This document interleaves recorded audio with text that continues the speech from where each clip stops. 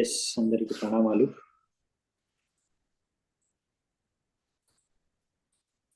పదవ అధ్యాయం మొదలు పెట్టాలి. సో మంగళాచరణ చేసుకొని మనము మొదలు పెడదామంట.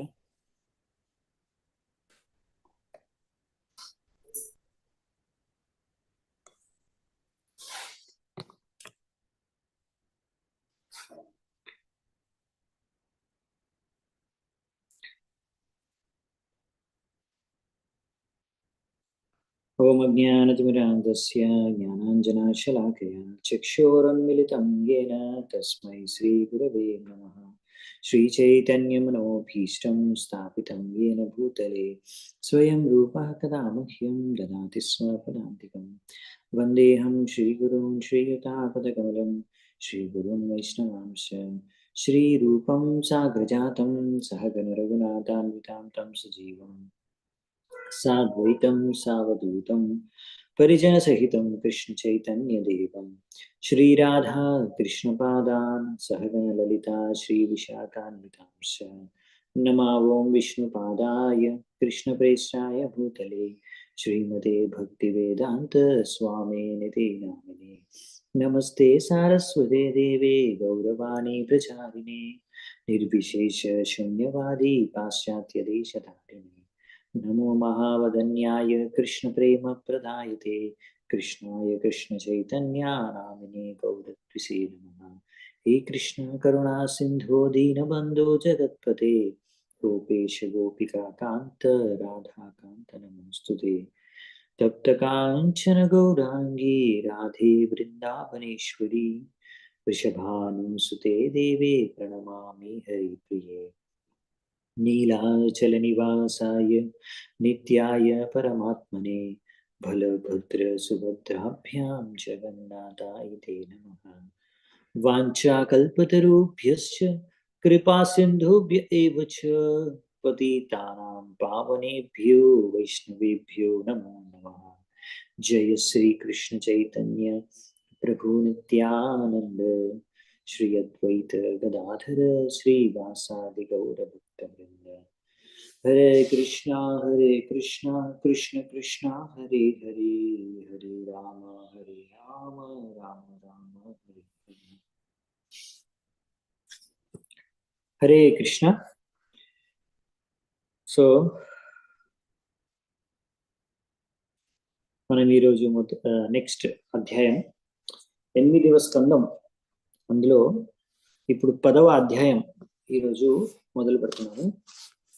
సో ఈ 10వ అధ్యాయం పేరు వచ్చేసి ఇప్పుడు దేవతలు మరియు దానవులు వాళ్ళిద్దరి మధ్యలో, దేవతలు ఇంకా దైత్యుల మధ్యలో యుద్ధం. సో ఇప్పుడు యుద్ధం జరుగుతుంది. సో ఈ యుద్ధంలో ఏం జరుగుతుంది, ఎలా జరుగుతుంది అనే విషయం ఈ యొక్క అధ్యాయంలో ఆలోచిస్తాము, చర్చించుకుంటాము.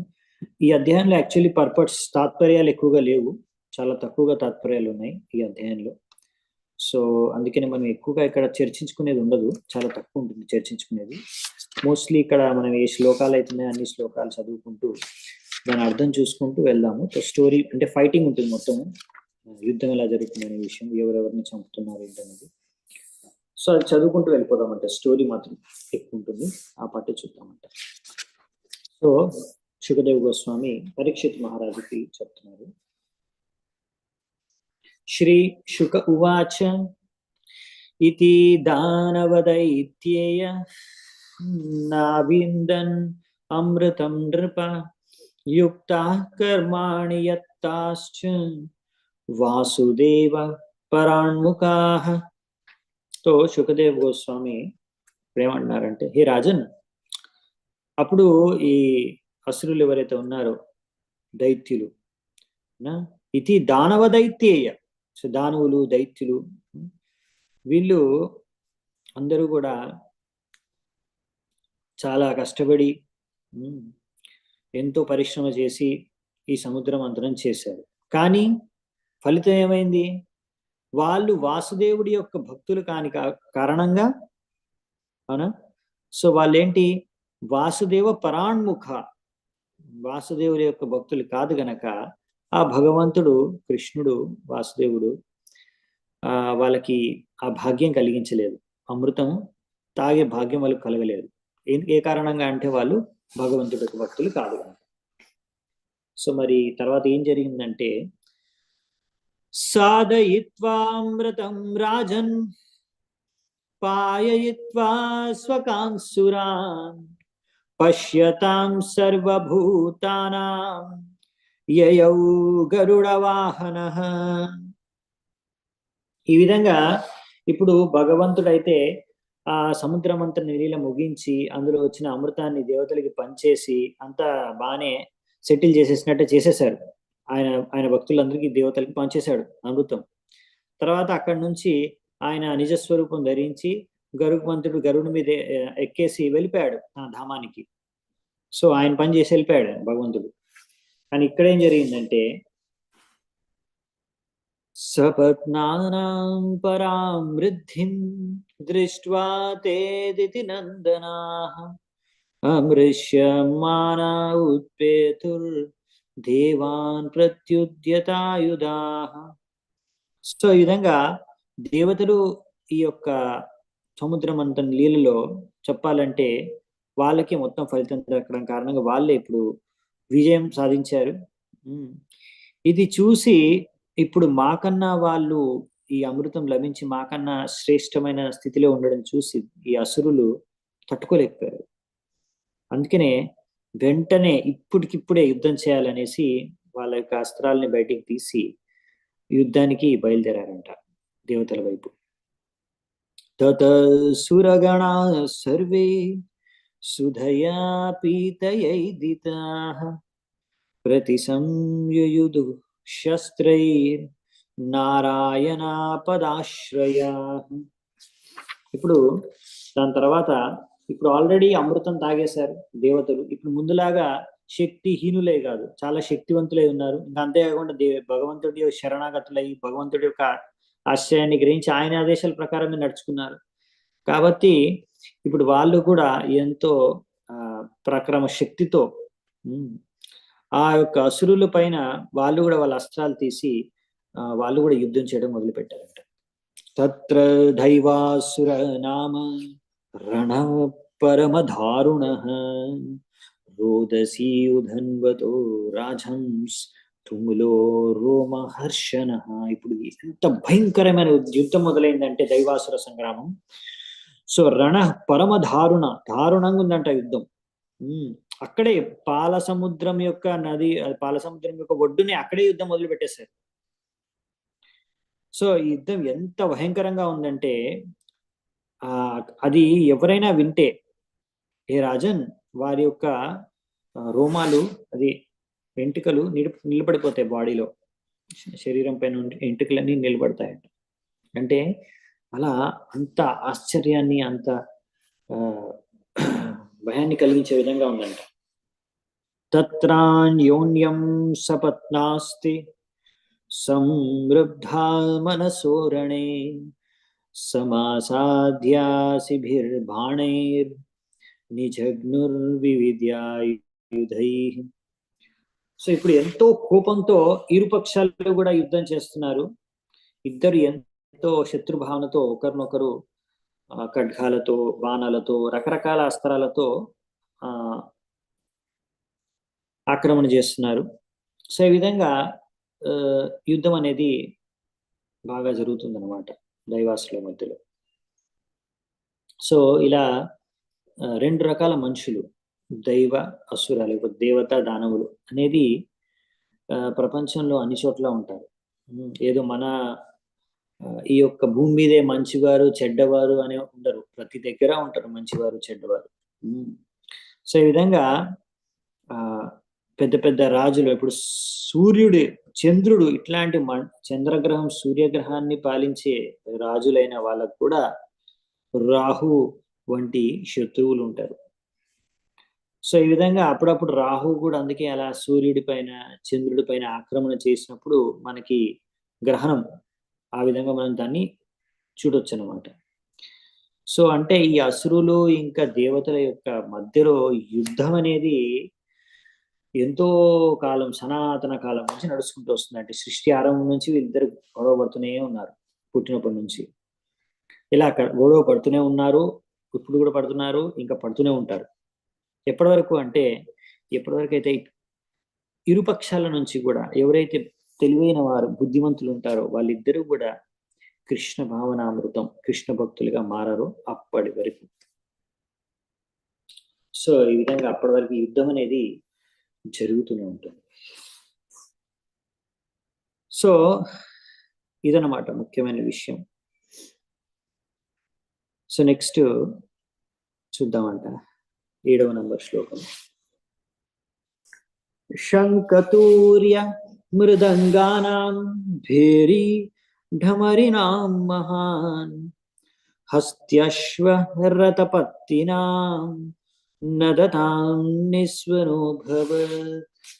ఇప్పుడు ఏం చెప్తున్నారంటే, సో ఇంకా సౌండ్స్, రకరకాల శబ్దాలు అన్నమాట. శంఖమూదే శబ్దాలు, రకరకాల డ్రమ్స్ వాయించే శబ్దాలు, డమరుకం వాయించే శబ్దాలు, ఇలా ఏనుగులు, గుర్రాలు, సైనికులు, రథాలు, ఇలా అన్ని రకాల శబ్దాలు అక్కడ వినబడుతున్నాయి అన్నమాట. చాలా పెద్దగా శబ్దం వస్తుంది, అన్ని రకాల శబ్దాలు కలిసి చాలా పెద్దగా వినిపిస్తుంది అనమాట. రతినో రతిభిస్తత్ర పత్తిభిః సహ పత్తయః హయాహయేరి భాష్యేభై సమసజ్జంత సంయుగే. ఆ యొక్క రణభూమి పైన ఈ విధంగా ఎవరైతే రథం పైన ఉన్నారో వాళ్ళు ఆ శత్రువుల్లో కూడా ఎవరైతే రథం పైన వచ్చారో వాళ్ళతో యుద్ధం చేస్తున్నారు. అలాగే కాలిపైన వచ్చిన సైనికులు, అలాగే అటువైపు కూడా కాలిపైన నడకపైన వచ్చిన సైనికులతో యుద్ధం చేస్తున్నారు. అలాగే గుర్రం సవారీ చేసి వచ్చిన సైనికులు గుర్రం సవారీ చేసిన శత్రువులతో యుద్ధం చేస్తున్నారు. అలాగే ఏనుగు పైన ఉన్న వాళ్ళు ఏనుగు పైన ఉన్న వాళ్ళతోనే యుద్ధం చేస్తున్నారు. ఈ విధంగా సమానమైన స్థలంలో ఉండే వ్యక్తులు వారి వారి శత్రువులతో, సమాన సామర్థ్యం కలిగి ఉన్న శత్రువులతో వాళ్ళు యుద్ధం చేస్తున్నారు. ఉష్ట్రై కేచిత్ ఇభై కేచిత్ అపరే యుయుధకరై కేచిత్ గౌరముఖైర్రక్షైర్ ద్విపిభిర్హరిభిర్భటాః. అలాగే కొంతమంది సైనికులు ఒంట మీద వచ్చారంట. వాళ్ళు కూడా అలా ఒంట మీద వచ్చిన శత్రువులతో యుద్ధం చేస్తున్నారంట. కొంతమంది ఆ విధంగా ఏనుగుల మీద, కొంతమంది ఆ విధంగా గాడిదల మీద, కొంతమంది ఏమో తెల్ల ఫేసు, ఎర్ర ఫేసు అలాంటి వానరుల మీద, ఇంకా అలాగే కొంతమంది సింహాల మీద, పులుల మీద కూడా వచ్చి వాళ్ళు ఈ విధంగా యుద్ధం చేస్తున్నారంట, యుద్ధంలో పాల్గొంటున్నారంట. సో ఇలా అన్ని రకాల వాహనాలు తీసుకొని వచ్చేసి అన్ని రకాల విధంగా వీళ్ళు ఇక్కడ యుద్ధం మొదలు పెట్టారనమాట, అసురులు ఇంకా దేవతలు. నెక్స్ట్ 10-12 శ్లోకాలు.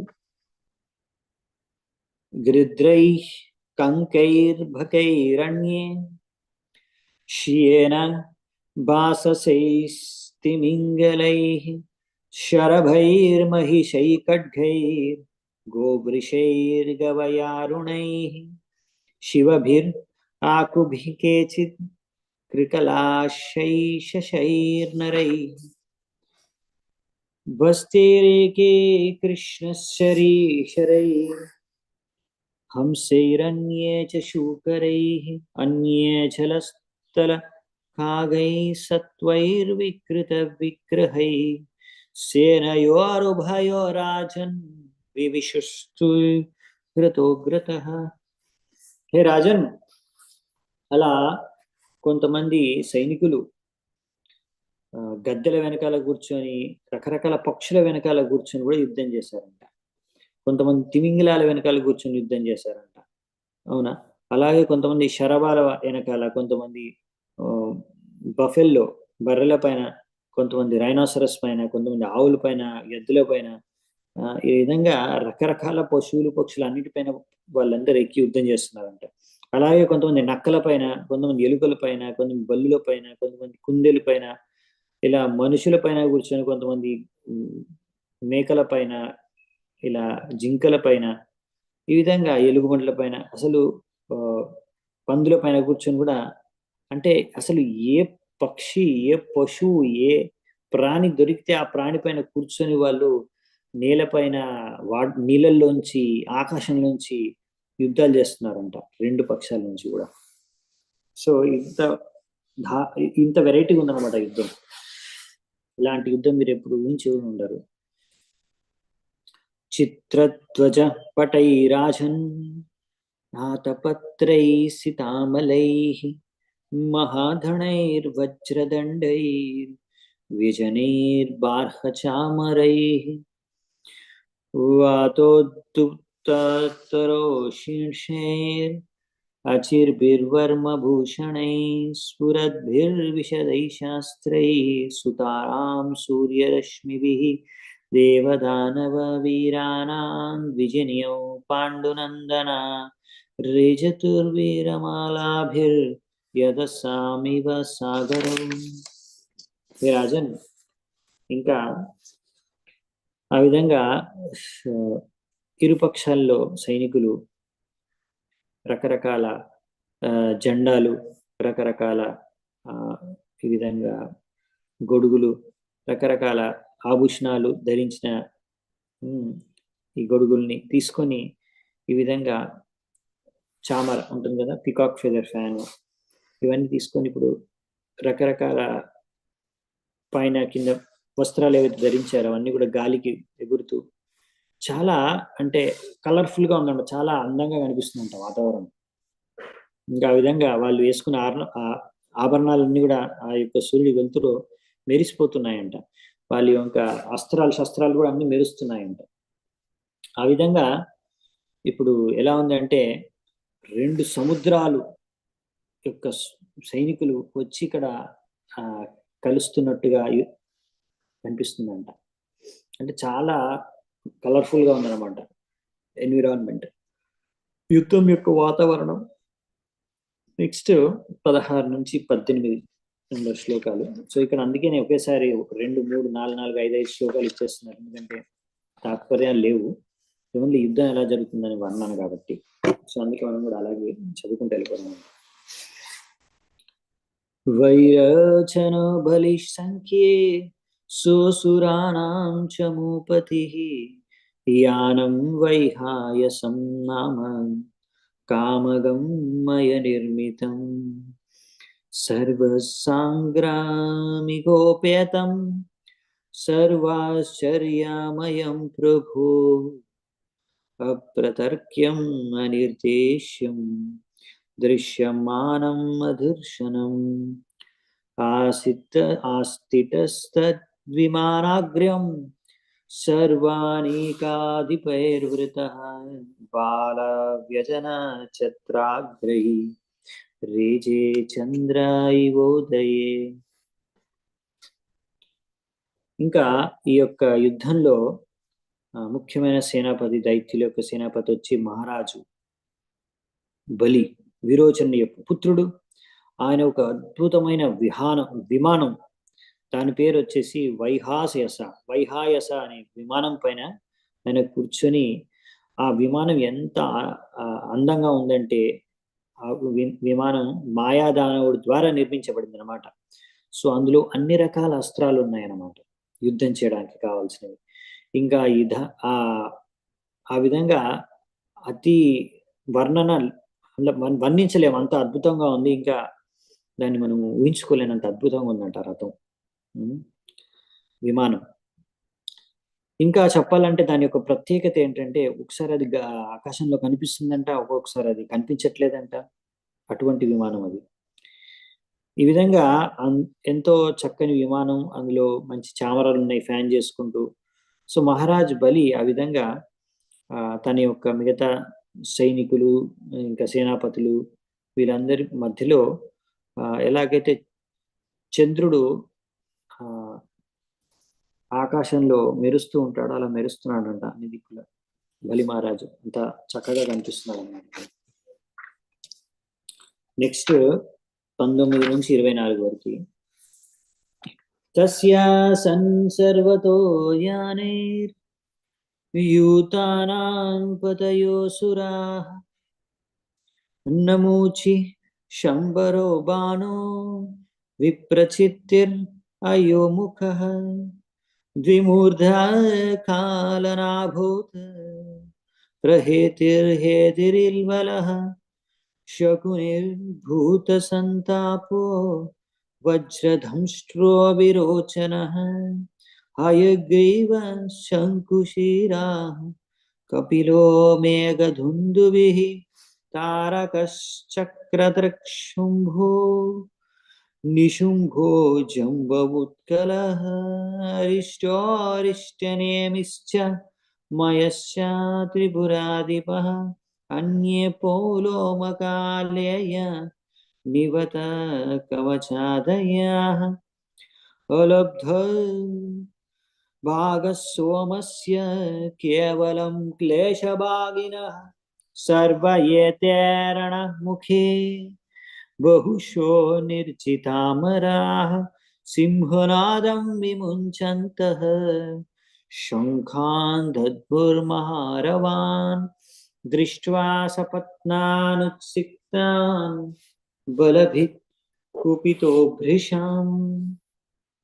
సో ఎవరెవరు ఇంకా అక్కడ యుద్ధానికి వచ్చారంటే బలి మహారాజు తరఫున ఆయన చుట్టుపక్కల ఎవరెవరు కూర్చున్నారంటే రథాల్లో రకరకాల సేనాపతులు కూర్చున్నారు. వాళ్ళు ఎవరెవరు ఇక్కడ పేర్లు రాశారంటే నమూచి, శంబర, బాణాసుర, విప్రచిట్టి, అయోముఖ, ద్విమూర్ధ, కాలనాభ, ప్రహేతి, హేతి, ఇల్వల, శకుని, భూతశంతాప, వజ్రధంష్ట్ర, విరోచన, హయగ్రీవ, నిశుంభ, జంబ, ఉత్కల, అరిష్ట, అరిష్టనేమి, త్రిపురాధిప, మాయ, ఇంకా పులోమ యొక్క పుత్రులు, కాలేయ, ఇంకా నివత కవచులు, అలాగే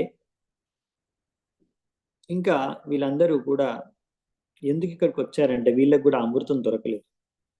ఏ భాగం అయితే ఎంతో పరిశ్రమ చేసినారు ఆ అమృతం పొందడానికి సముద్ర మంథనం చేసినా కానీ వీళ్ళకి ఈ అమృతం అనేది దొరకలేదు. అందుకనే వీళ్ళందరూ కూడా ఎంతో కోపంతో ఇప్పుడు యుద్ధం చేయడానికనే దేవతలతో ఇక్కడికి వచ్చి యుద్ధాలు చేస్తున్నారు, రకరకాల శబ్దాలు చేస్తున్నారు, సింహాలు గర్జించినట్టు గర్జిస్తున్నారు, శంఖాలు ఊదుతున్నారు. సో వీరి యొక్క ఈ యొక్క సమావేశాన్ని చూసి ఇంద్రుడు ఈ యొక్క పరిస్థితిని చూసి ఎంతో కోపంతో వచ్చిన వీళ్ళ శత్రువుల్ని చూసి ఆయనకు కూడా క్రోధం వచ్చేసిందంట. ఇప్పుడు దేవతల తరఫు నుంచి వాళ్ళ గురించి ఇక్కడ వర్ణిస్తున్నారు 25వ శ్లోకం నుంచి. ఐరావతం ధిక్కరిణం ఆరూఢ శుశుభేశ్వరాట్ యథాశ్రవత్ ప్రశ్రవణం ఉద్యాద్రిం మహర్పతి. ఐరావతం అనే ఏనుగు పైన కూర్చొని ఆ ఏనుగు ఎక్కంటే అక్కడ వెళ్తుందన్నమాట. ఆ విధంగా ఆ ఏనుగు తన తొండంలో నీరు మరియు వైన్ అంటే మద్యం రెండింటిని రెడీగా ఉంచుకుంటుందంట ఎప్పుడు. సో ఆ విధంగా చల్లడానికి ఆ విధంగా ఇప్పుడు ఇంద్రుడు అక్కడ ఉదయగిరి పైన సూర్యుడు ఉదయించినట్టుగా ఆయన ఇక్కడ ఏనుగు పైన అక్కడ అలా ప్రవేశించాడంట. సో ఉదయగిరి పర్వతం పైన ఎన్నో మంచి మంచి కొలనులు ఉంటాయంటగా. ఇంకా ఆ యొక్క నీటి కొలను పైన అక్కడ ఎప్పుడు మంచి మంచి జలపాతాలు అంటే వాటర్ ఫాల్స్ ఉంటాయంట. అలాగే ఇప్పుడు ఇంద్రుడు కూడా ఇక్కడ ఐరావతం పైన కూర్చొని అలా జలాన్ని మద్యంని అది ఐరావతం అన్ని దిక్కులా చల్లుతూ ఉందన్నమాట.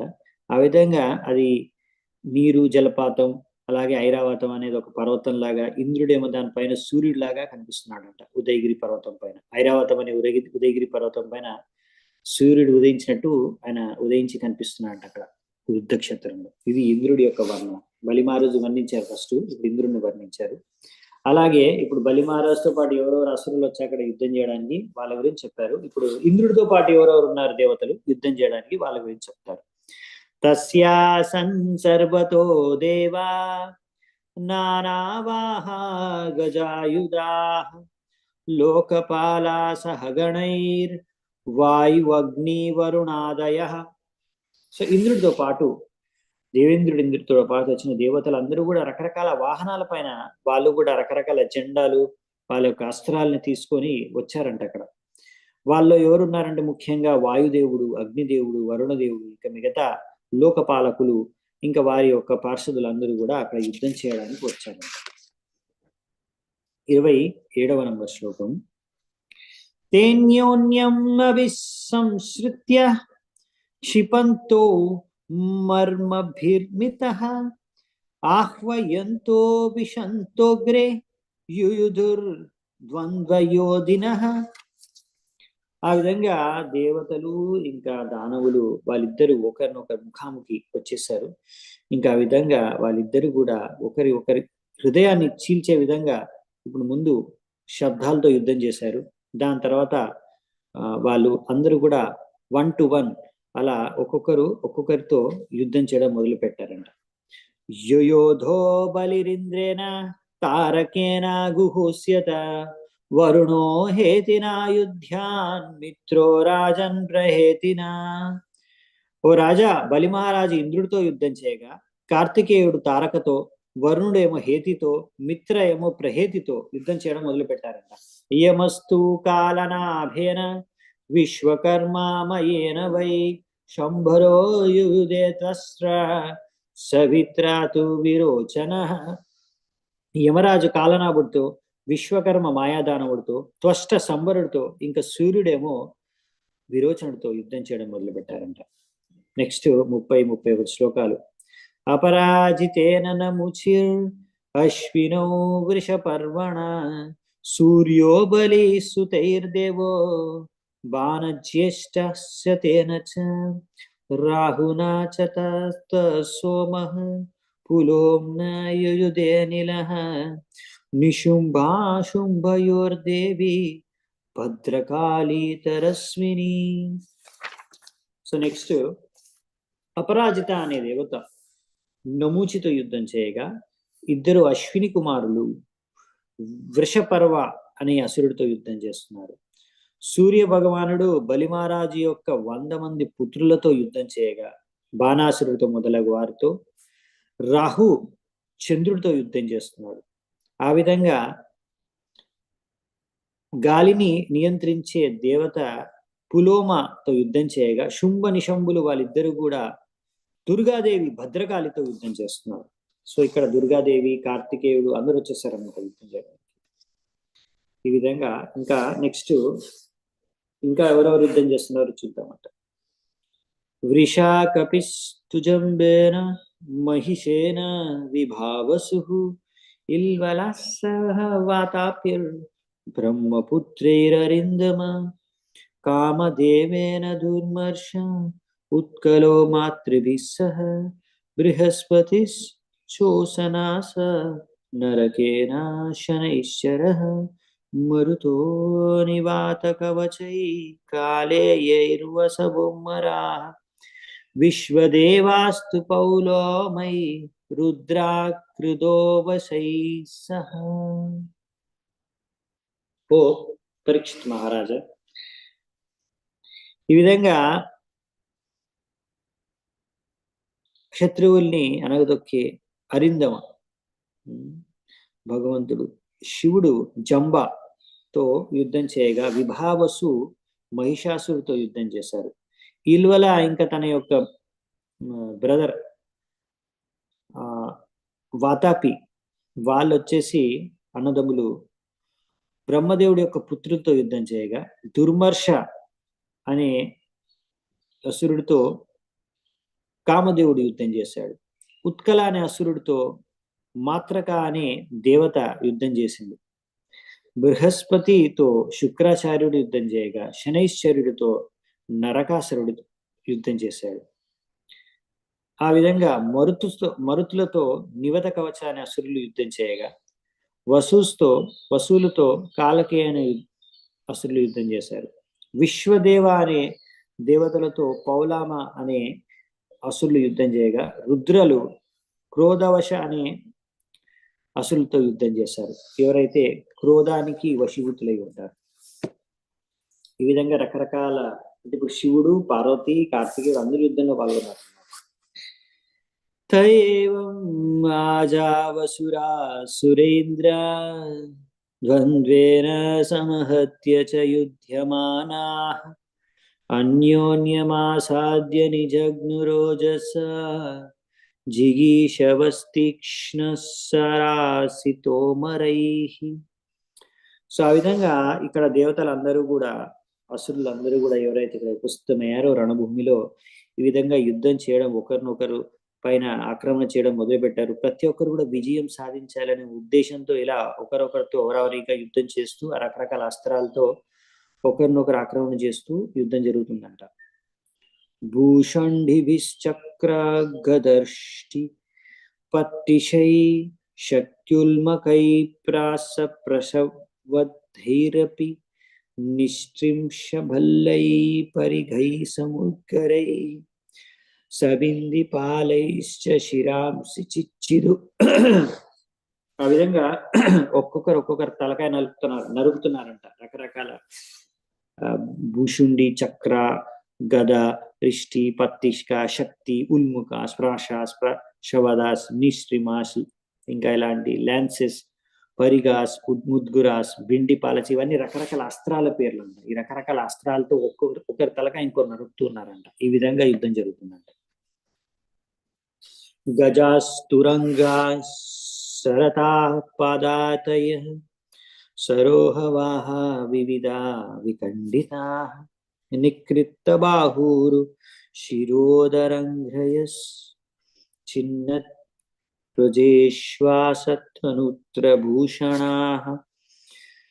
ఏనుగులు, గుర్రాలు, రథాలు, రథంతో సవారీ చేసేవారు, సైనికులు, కాలినడకపై వచ్చే సైనికులు, రకరకాల ఈ విధంగా రథాలు నడిపించేవారు, వాళ్ళ సారథులు, వాళ్ళందరికీ కూడా ఈ విధంగా యుద్ధంలో వాళ్ళ కాళ్ళు, చేతులు, మెడలు ఎక్కడ పడితే అక్కడ నరిగేశారు ఎవరు పడితే వాళ్ళు. ఆ విధంగా అన్ని కూడా వాళ్ళ యొక్క ధ్వజాలు, రథాలు అన్ని విరిగిపోయి, కాళ్ళ చేతులు విరిగిపోయి అలా అన్ని ముక్కలు అయిపోయి పడి ఉన్నాయంట యుద్ధ భూమిలో. ఇప్పుడు వాతావరణం అలా ఇప్పుడు నెలకొందనమాట. నెక్స్ట్ 38వ నంబర్ శ్లోకం. తేషాం పదాఘాత రతాంగచూర్ణితాత్ ఆయోధనాదుల్బనబుద్ధితస్తదా రేణుర్దిశక్కం ద్యుమణిం చ చాదయన్ న్యవర్తతాశ్రుతుభిః పరిప్లుతాత్. ఆ విధంగా ఇప్పుడు ఇటువంటి అందరి కాళ్ళు, చేతులు నరికి అక్కడ పడేశారు. అంటే యుద్ధక్షేత్ర భూమిలో రకరకాల రథాలు అన్ని విరిగిపోయి వాళ్ళ చక్రాలు పడి ఉన్నాయి. ఇలాంటి యుద్ధం జరుగుతున్న ఎంత భయంకరమైన పరిస్థితిలో దుమ్ము ధూళి అంతా ఆకాశంలో లేచి తిరుగుతుంది. అందులో అన్ని దిక్కులలో కూడా అలా ఎంతవరకు అంటే ఆకాశంలో ఎంత దుమ్ము ధూళి లేచిందంటే సూర్యుడి వరకు, అంటే మొత్తం ఎంత పై వరకు లేచిందో అర్థం చేసుకోవచ్చు. అలా ఎప్పుడైతే అక్కడ రక్తం పడుతుందో ఆ రక్తం చినుకులు పడి అవన్నీ కూడా మళ్ళీ ఆ దుమ్ము ధూళి ఇంకా ఎక్కువసేపు ఆ గాల్లో తిరగలేక కిందికి వచ్చేసాయి అన్నమాట రక్తం ద్వారా. సో ఎంత భయంకరంగా యుద్ధం జరుగుతుందో వర్ణించడానికి ఈ శ్లోకం రాశారనమాట. సో అంటే ఎంత రక్తం పడి ఆ రక్తం ఎంత పై వరకు లేచి ఆ రక్తం అంతా దుమ్ము ధూళితో కలిసి కిందికి వచ్చేస్తుంది అనమాట ఈ విధంగా. సో అంటే ఇక్కడ ఒక విషయం చెప్పాలి. ఇక్కడ సూర్యుడి వరకు చేరుకున్న దుమ్ము ధూళి అని చెప్తున్నారు. అంటే మామూలుగా దగ్గర ఉన్నది సూర్యుడే, దీని ద్వారా మనం అర్థం చేసుకోవచ్చు. చంద్రుడు ఇంకా చాలా దూరం ఉన్నాడు మనకు. ఇక్కడ నుంచి కూడా మనకు అర్థమయ్యేది ఏంటంటే మనకి మన పృథ్వీకి దగ్గరలో ఉన్నది సూర్యుడు, చంద్రుడు కాదు. చంద్రుడు ఇంకా పైన ఉంటాడు, సూర్యుడు ఇంకా దూరంగా ఉంటాడు పృథ్వీకి. సో ఈ విషయం గురించి మనం ఎన్నోసార్లు చర్చించుకున్నామని లోపల వారు రాశారు. సూర్యుడు మనకు ఇక్కడ ఫస్ట్ వస్తారనమాట. పృథ్వీ నుంచి దూరం ఎవరు ఎక్కువ దూరంలో ఉన్నారంటే ఫస్ట్ సూర్యుడు వస్తాడంట. దాని తర్వాత చంద్రుడు, తర్వాత మార్స్. మార్స్ అంటే మార్స్ ప్లానెట్. ఇంకా అంటే సూర్యుడు, చంద్రుడు, మంగళ గ్రహం, తర్వాత బుధుడు. అందుకే మనకి సండే, మండే, ట్యూస్డే, వెడ్నెస్డే ఉంటాయి కదా, వారాల్లో ఎలాగ ఉంటాయో సేమ్ అలాగే అన్నమాట. అదే ఆర్డర్లో.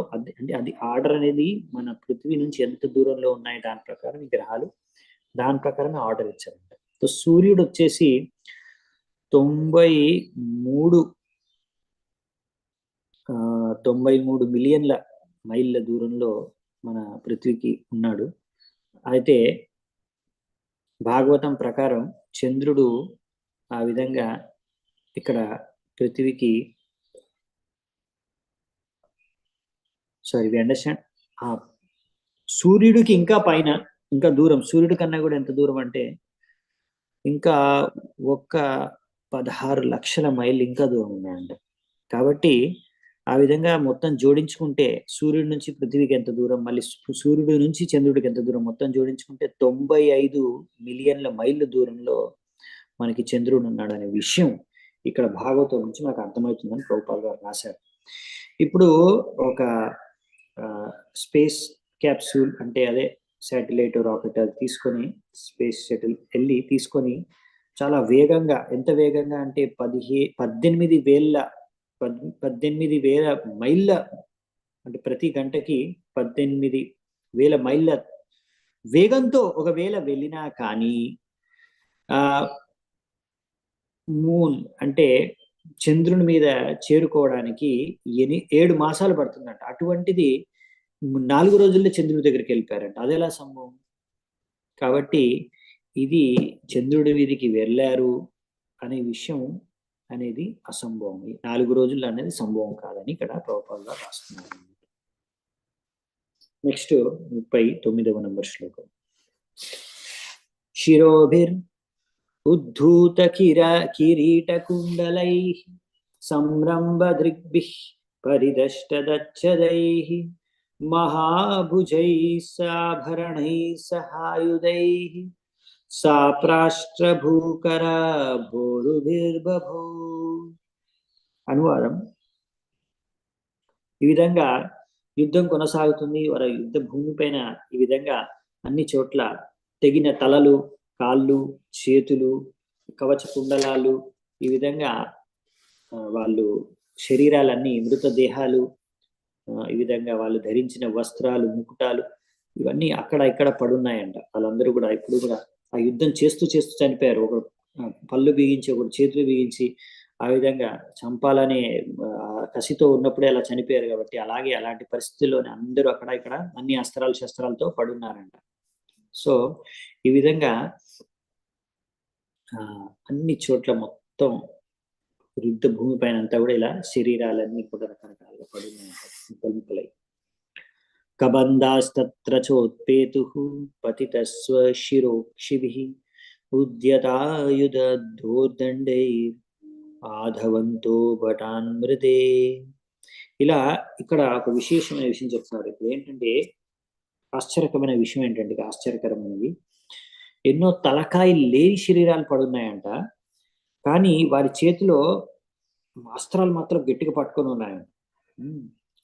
సో ఇవన్నీ కూడా ఇలా తలకాయ కట్ అయిపోయినా కానీ ఆ తలకాయ లేని శరీరం కూడా అస్త్రం పట్టుకొని శత్రువుల పైన యుద్ధానికి వెళ్తున్నాయంట. తలకాయ లేకుండా శరీరం ఎలా యుద్ధానికి వెళ్తుంది, ఆక్రమణకి వెళ్తుంది శత్రువు పైన? అంటే ఇక్కడ నుంచి అర్థమయ్యేది ఏంటంటే మనకి తాత్పర్యంలో ప్రభుపాల్ గారు చెప్తాను, నాకు అర్థం చేపిస్తున్నారు. ఇలా ఎవరైతే చనిపోయారో తలకాయ తెగి, అప్పుడు ఏమైందంటే వాళ్ళు గోస్ట్, భూత ప్రేతాలుగా మారిపోయి వాళ్ళందరూ కూడా ఆ విధంగా అక్కడే తల నరికి అక్కడే పడుంది కనుక వాళ్ళకి అక్కడ నుంచి కొత్త శరీరాలు పుట్టుకొచ్చి ఈ కొత్త శరీరాలతో వాళ్ళు తెగిన తలలు, వాళ్ళు కొత్త శరీరాలు ధరించి తెగిన తలల్లోంచి వాళ్ళు చూసి ఆ యొక్క శత్రువుల్ని చంపేస్తున్నారంట. ఇంకో విధంగా చెప్పాలంటే రకరకాల భూతాలు, ప్రేతాలు కూడా ఇప్పుడు యుద్ధంలోకి ప్రవేశించి ఆ విధంగా అంటే ఈ కొత్త శరీరాలని తీసుకొని ఇవి యుద్ధం చేయడం మొదలుపెట్టాయి. బలిర్ మహేంద్రం దశభిస్ త్రిభిర్ ఐరావతం శరైః చతుర్భిశ్చతురో వాహాన్ ఏకేనారోహం అర్చయత్. మహారాజు బలి దాని తర్వాత ఇంద్రుడిని 10 బాణాలతో ఆయన పైన అటాక్ చేశారంట. ఆ అటాక్ చేయడంతో ఇంద్రుడి యొక్క వాహనమైనది ఐరావతం, ఆయన 3 బాణాలతో ఐరావతాన్ని కూడా అటాక్ చేస్తారంట. ఈ విధంగా ఇంకో 4 బాణాలతో నలుగురు ఎవరైతే ఐరావతం యొక్క కాళ్ళని కాస్తున్నారో వాళ్ళ అటాక్ చేశారంట. ఇంకొక బాణంతో ఆ ఐరావతాన్ని నడిపించే ఆ డ్రైవర్ సారథిని కూడా అటాక్ చేశారు. సో ఈ విధంగా అంటే ఆ టైంలో అప్పుడు ఏనుగు పైన వచ్చే వాళ్ళకి వాడి ఏనుగుని ప్రొటెక్షన్ చేయడానికి కూడా 4 కాళ్ళ దగ్గర అలా అరేంజ్మెంట్ ఉంటుంది. ఎందుకంటే ముఖ్యంగా ఈయన మెయిన్ కదా, ఇంద్రుడు మెయిన్ సేనాపతి కదా దేవతల పక్షం నుంచి, అందుకనే మెయిన్ రాజు కాబట్టి ఇలా అన్ని రకాల ప్రొటెక్షన్ ఆయన యొక్క వాహనానికి కూడా ఇచ్చారంట ఉందంట. కానీ వాళ్ళందరికీ బాణాలు కొట్టేశాడు అన్నమాట బలి మహారాజు. ఇప్పుడు ఏం జరిగిందంటే నెక్స్ట్ ఫలితం ఏంటో చూద్దామంట మెల్లిగా. సతానాపతత శక్రస్ తావద్భిః శీఘ్రవక్రమః చిచేద నిశితైర్బల్లైర్ అసంప్రాప్తాన్ హసన్నివ. అలా బలి మహారాజ్ ముందు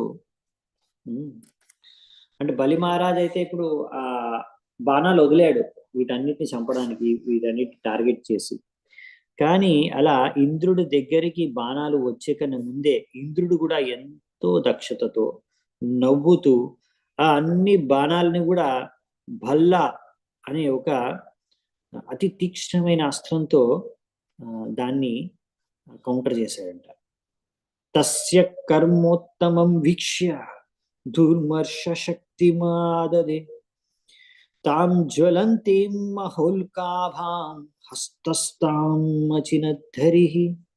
బలి మహారాజ్ ఎప్పుడైతే చూశాడో ఇంద్రుడు ఎంత అద్భుతంగా తను విసిరిన బాణాల్ని ఛేదించేశాడు.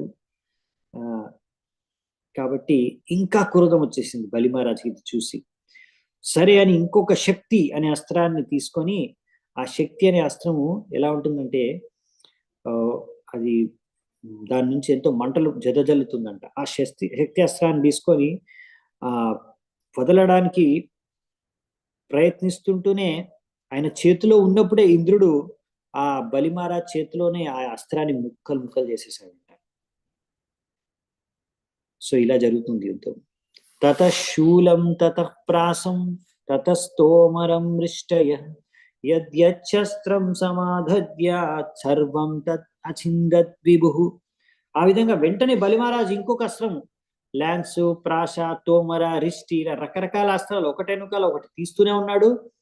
ఆయన ఏ అస్త్రం చేతిలో తీసుకున్నా ఆ చేతిలోనే ఇంద్రుడు దాన్ని ముక్కలు ముక్కలు చేసేస్తున్నాడు అనమాట. సో ఆయన ఏ అస్త్రం తీసుకున్నా ఇంద్రుడు దాన్ని ముక్కలు ముక్కలు చేస్తున్నాడు బలి మహారాజ్ అన్ని అస్త్రాలు. ససర్జాతాసురిం మాయా అంతర్ధానగతోసురః తత ప్రాధురభోచ్చైలః సురానికో పరిప్రభో. హే రాజన్, బలి మహారాజు ఇక అన్ని అస్త్రాలు అలా ఇంద్రుడు అన్నిటిని ముక్కలు ముక్కలు చేయగా ఏం చేశాడంటే నెక్స్ట్ మాయా, ఈ యొక్క అసురుల దానవులకి చాలా మాయ చేయడం బాగా వచ్చాడు, మ్యాజిక్.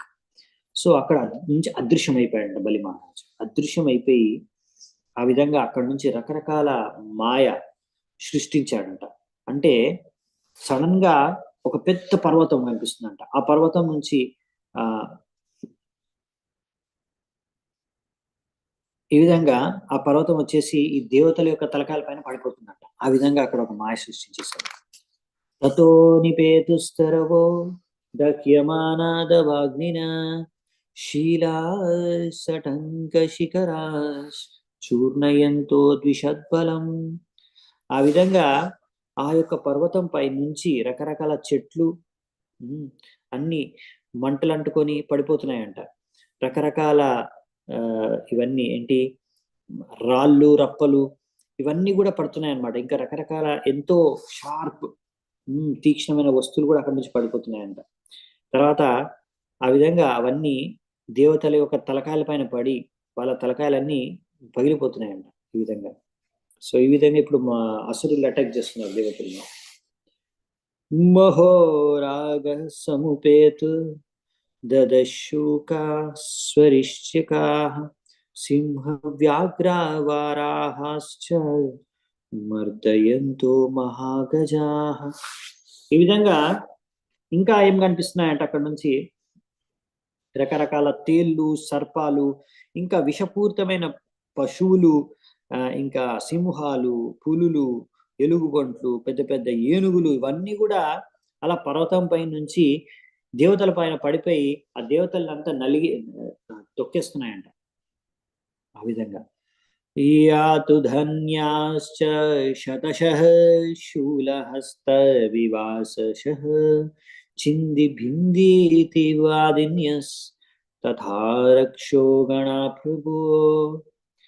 ఏ రాజన్, అప్పుడు ఇలా ఎన్నో రకాల మాంసాహారం తినే రకరకాల పశువులు, మాంసాహారం తినే రకరకాల అసురులు సంపూర్ణంగా నగ్నంగా వాళ్ళ చేతిలో త్రిశూలాలని పట్టుకొని అక్కడ గట్టిగా అరుస్తూ వీళ్ళని చంపేస్తాం, తినేస్తాం, ముక్కలు ముక్కలు చేసేస్తాం అనేసి వాళ్ళ పైన ఆక్రమణ చేస్తున్నారంట, దేవతల పైన. తతో మహాగణ వ్యోమ్ని గంభీర పురుషస్వరా అంగారాముచుర్వాతే ఆహాతాసనయిత్వనవః.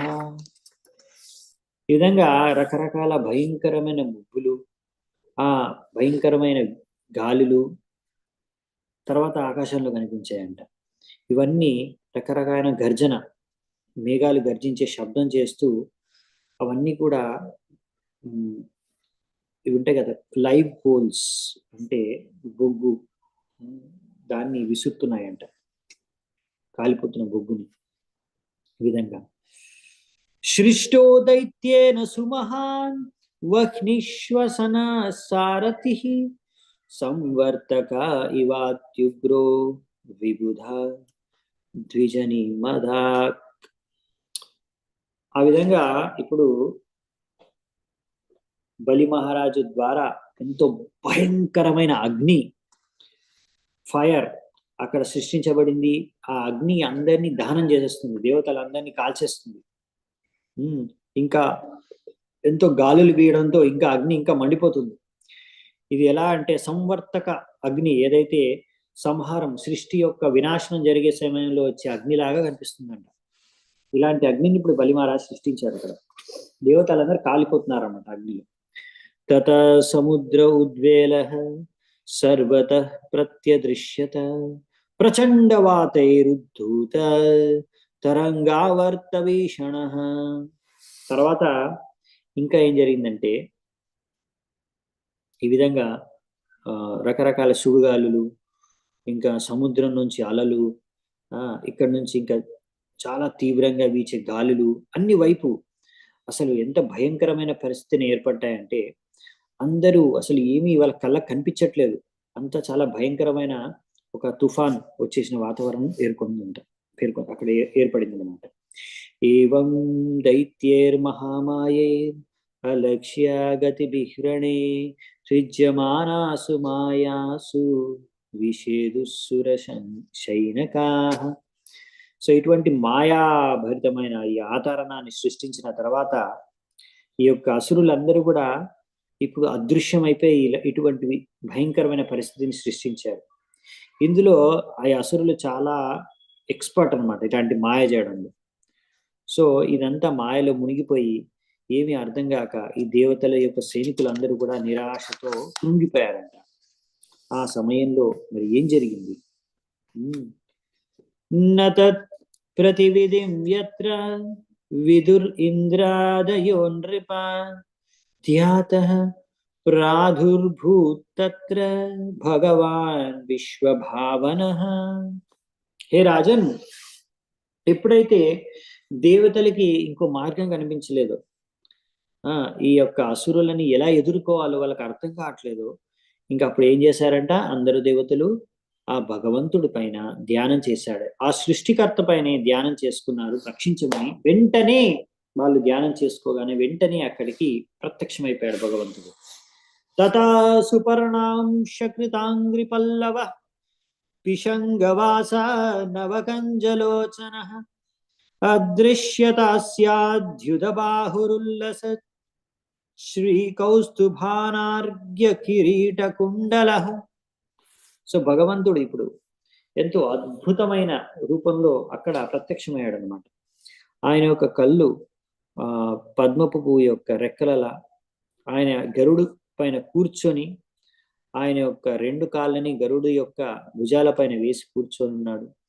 ఆయన పీత వస్త్రాల్ని ధరించి, కౌస్తుభమణిని ధరించి, అలాగే ఆయనతో పాటు లక్ష్మీదేవి, ఈ విధంగా ఎంతో విలువైన కిరీటాన్ని, కుండలాల్ని, ఆ విధంగా భగవంతుడు రకరకాల అస్త్రాలతో 8 చేతుల్లో వేరు వేరు అస్త్రాలతో అక్కడ ప్రత్యక్షమయ్యాడు దేవతల సమక్షంలో.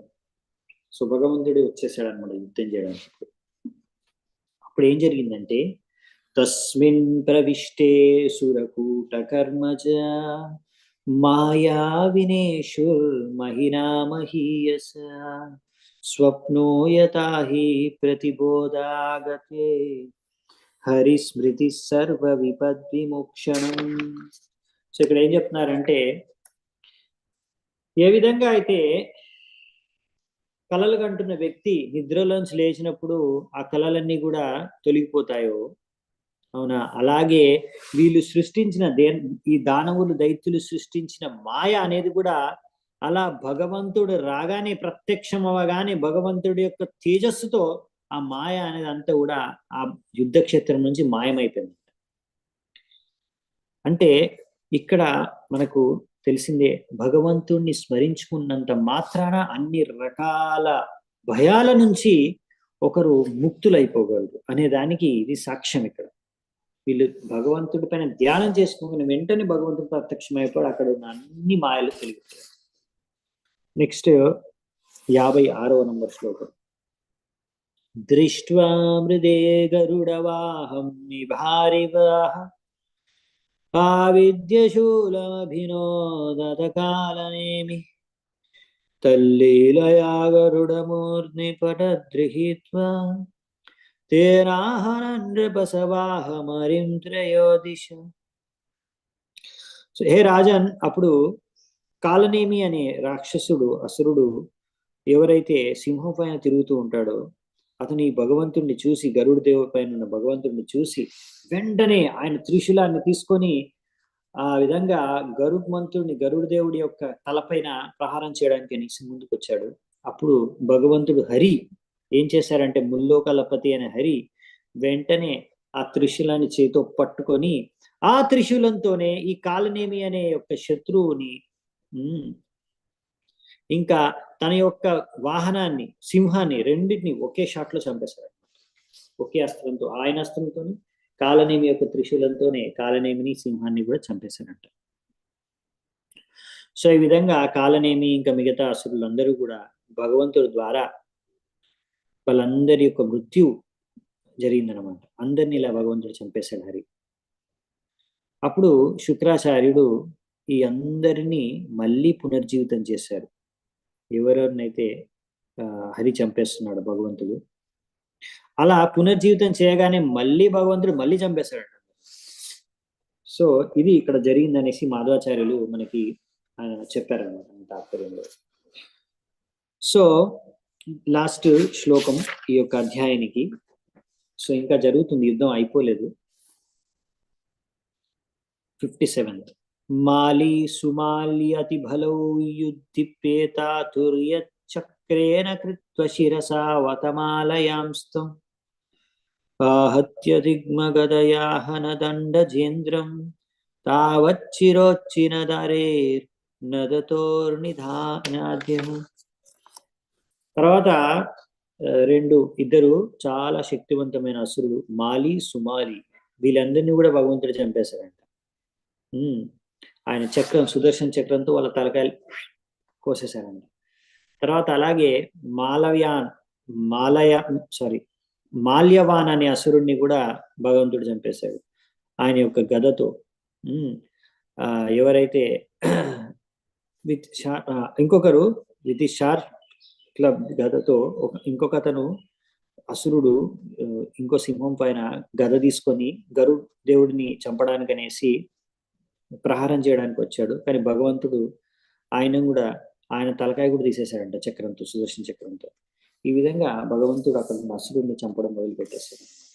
అక్కడ శుక్రాచార్యుడు ఇంకో వైపు నుంచి వాళ్ళని జీవితం కూడా చేస్తున్నాడు, మళ్ళీ ప్రాణం పోస్తున్నాడు, భగవంతుడు చంపేస్తున్నాడు. ఈ విధంగా అక్కడ యుద్ధం అనేది జరుగుతుంది, కంటిన్యూ అవుతుంది యుద్ధము. కానీ అధ్యాయం అనేది కంప్లీట్ అయిపోయింది. ఇంకో యుద్ధం నెక్స్ట్ అధ్యాయంలో కూడా కంటిన్యూ అవుతుంది. నెక్స్ట్ అధ్యాయంలో పేరు వచ్చేసి ఇంద్రుడు అసురుల్ని వధించేశాడు. సో ఈ అధ్యాయంలో మనము నెక్స్ట్ అధ్యాయంలో ఇంద్రుడు చంపేస్తాడు అసురుని అనే విషయం మనకు అర్థమవుతుంది. సో మేబీ ఇది మనం తర్వాత చూద్దామంట ఈ అధ్యాయం, అంటే తర్వాత అంటే ఇంకా రేపే. సో నెక్స్ట్ క్లాస్లో చూస్తున్నామంట నెక్స్ట్ అధ్యాయం 11వ అధ్యాయం. సో ఈ రోజు అయితే 10వ నంబర్ అధ్యాయం మనం కంప్లీట్ చేసాము. ఇక్కడే మరి నేను ఈరోజు క్లాసు నిలిపివేస్తాను. చాలా చాలా ధన్యవాదాలు, ఎంతో ఓపికగా అందరూ కూడా వింటున్నారు. సో ఇందులో ఎక్కువగా తాత్పర్యాలు లేవు, అందుకే ఓన్లీ నేను స్టోరీ చర్చించుకున్నాను. Thank you so much.